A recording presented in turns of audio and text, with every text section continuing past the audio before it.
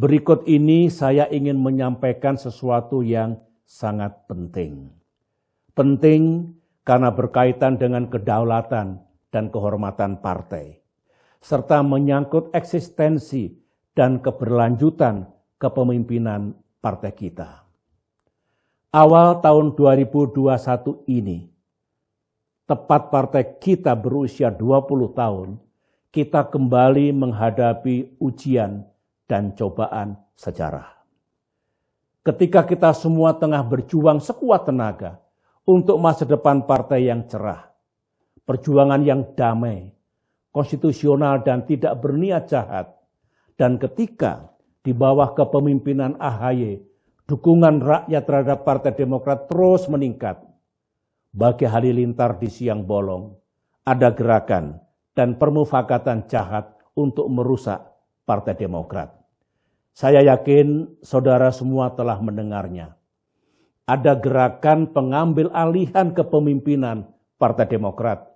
Selanjutnya kita sebut GPK-PD yang ingin mengambil alih kepemimpinan partai yang sah. Gerakan ini hakikatnya ingin mendongkel dan merebut kepemimpinan partai yang sah. Kemudian menggantinya dengan orang luar yang bukan kader Demokrat, yang bersekongkol dengan segelintir kader dan mantan kader yang bermasalah. Kalau gerakan ini berhasil, karena ada yang ingin membeli partai kita, dan kemudian ada fasilitatornya, partai kita bisa mengalami kegelapan. Pada kesempatan ini, bagi orang luar yang punya ambisi untuk merebut dan membeli Partai Demokrat, saya katakan dengan tegas dan jelas, Partai Demokrat not for sale. Partai kami bukan untuk diperjualbelikan. Meskipun Partai Demokrat bukan partai yang kaya raya dari segi materi, kami tidak tergiur dengan uang Anda, berapapun besarnya.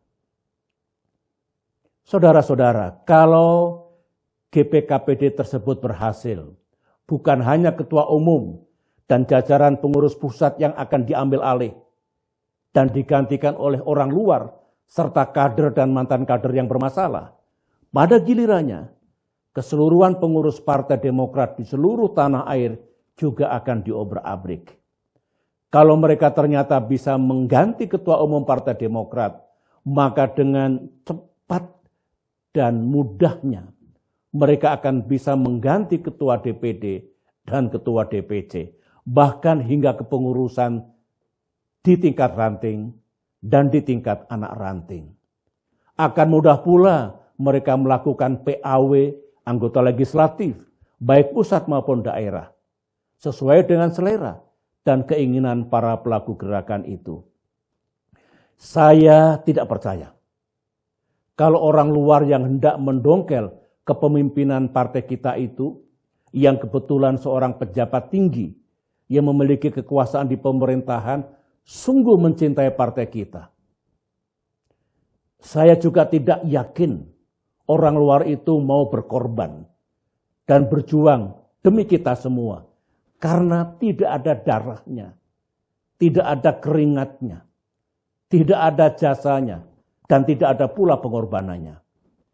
Yang dia inginkan hanyalah kekuasaan semata.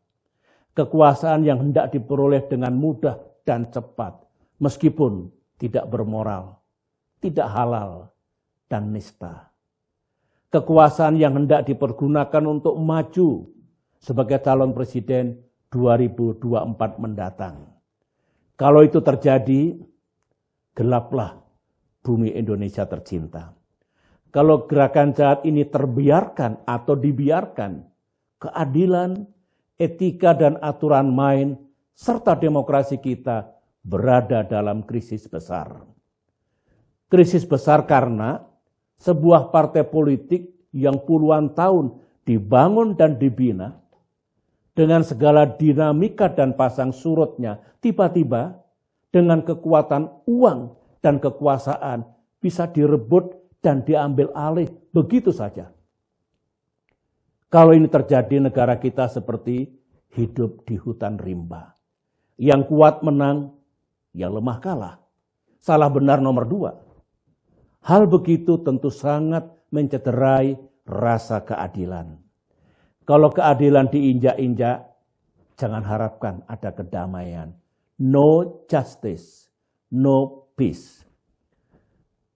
Ketika saya mengemban amanah memimpin Indonesia dulu, saya sungguh menghormati kedaulatan dan kemandirian partai politik. Bukan hanya partai-partai yang berada dalam koalisi pemerintahan, tetapi termasuk partai-partai yang beroposisi. Saya bukan hanya menghormati partainya, tetapi juga menghormati pemimpin-pemimpinnya. Saya menyadari bahwa partai politik sebagai elemen penting dalam demokrasi dan kehidupan bernegara perlu dihormati kedaulatan dan kemandiriannya, dan tidak sepatutnya diintervensi oleh pihak manapun dari luar partai. Para kader, menghadapi dan merespon gerakan yang ingin merusak partai kita itu, saya bersyukur dan memberikan apresiasi yang tinggi kepada Ketua Umum AHY beserta jajaran pengurus pusat atas kecepatan, ketegasan, dan keberaniannya untuk mempertahankan kedaulatan dan kehormatan Demokrat. Saya juga bangga dan berterima kasih kepada para ketua DPD dan ketua DPC, dan hakikatnya seluruh kader Demokrat yang dengan cepat menyampaikan perlawanannya terhadap GPKPD tersebut. Dalam waktu yang cepat pula, secara resmi, para ketua DPD dan ketua DPC sebagai pemegang hak suara yang sah mengirimkan pernyataan kesetiaan dan dukungannya kepada Ketua Umum AHY. Saya juga membenarkan ketika dengan penuh rasa hormat Ketua Umum AHY mengirimkan surat kepada Presiden Jokowi karena ada pelibatan pejabat tinggi pemerintahan yang dekat dengan beliau, serta disebutkannya sejumlah menteri dan pejabat setingkat menteri sebagai ikut mendukung GPKPD tersebut. Meskipun Partai Demokrat memiliki keyakinan, setidaknya harapan, bahwa isu keterlibatan pemimpin dan pejabat pemerintahan itu tidak terjadi. Dan hal itu boleh jadi hanya merupakan fitnah atau pembusukan politik. Secara moral Partai Demokrat memang perlu mengirimkan surat tersebut. Secara pribadi, saya sangat yakin bahwa yang dilakukan Muldoko adalah di luar pengetahuan Presiden Jokowi. Saya juga yakin bahwa Presiden Jokowi memiliki integritas yang jauh berbeda dengan perilaku pembantu dekatnya itu. Partai Demokrat justru berpendapat apa yang dilakukan Muldoko tersebut sangat mengganggu dan merugikan nama baik beliau. Sementara itu, saya juga punya keyakinan bahwa nama Menko Polhukam Profesor Mahfud dan Menkumham Yasona Lauli juga dicatut namanya. Demikian juga nama Kapolri Jenderal Listio Sigit Prabowo dan Kabin Jenderal Budi Gunawan yang juga disebut-sebut namanya. Partai Demokrat tetap percaya bahwa para pejabat tersebut memiliki integritas, betul-betul tidak tahu menau, dan tidak masuk di akal jika ingin mengganggu Partai Demokrat.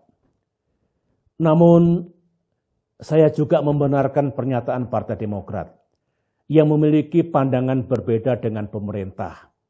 Setelah Mensesnek menyampaikan pernyataan bahwa GPKPD hanya merupakan persoalan internal Partai Demokrat.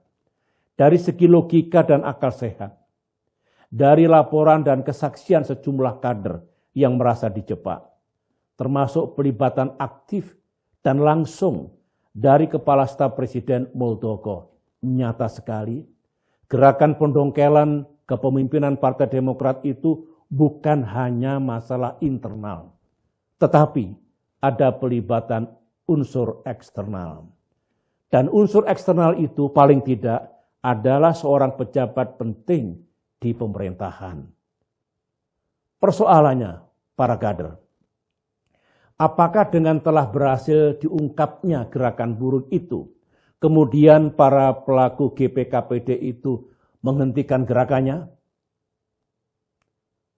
Ternyata tidak. Saya telah mendapatkan laporan resmi dari pimpinan partai dan juga mendapatkan informasi dari daerah bahwa segelintir kader dan mantan kader pelaku GPKPD itu masih bergerak di lapangan, sembunyi-sembunyi, kucing-kucingan. Berarti gerakan ini masih ada. Yang disasar bukan lagi para ketua DPD ataupun ketua DPC, tetapi siapapun yang mau diiming-imingi sejumlah imbalan dan janji-janji yang menggiurkan.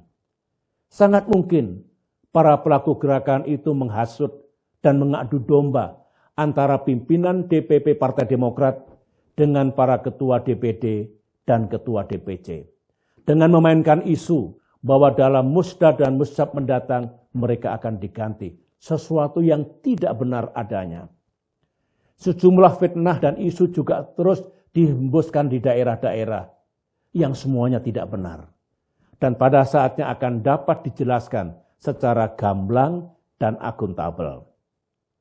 Ketika berbagai lembaga survei memotret elektabilitas Partai Demokrat yang terus meningkat saat ini, para pelaku gerakan mengatakan bahwa partai kita dalam keadaan hancur lebur.